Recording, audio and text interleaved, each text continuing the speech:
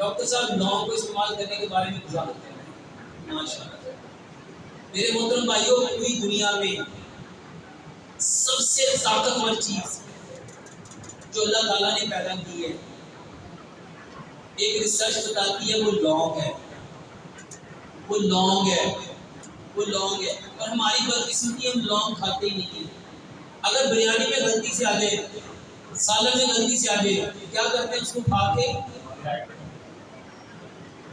میرے محترم بھائیوں، یہ چھوٹا سا لونگ، اس کے اندر کاربوہائیڈریٹس بھی ہیں، پروٹین بھی ہے، فیٹ بھی ہے، وائٹامنس بھی ہے، منرلز بھی ہیں، الیکٹرولائٹس بھی ہیں۔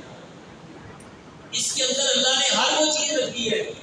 اور اس کا طریقہ کیا ہے میرے محترم بھائیوں؟ کاوے میں، دودھ میں، آپ جو چیز پکا رہے ہو، سالن میں، چاول میں، بریانی میں، قورمے میں، سردے میں، ہر چیز میں لونگ ہوتا ہے۔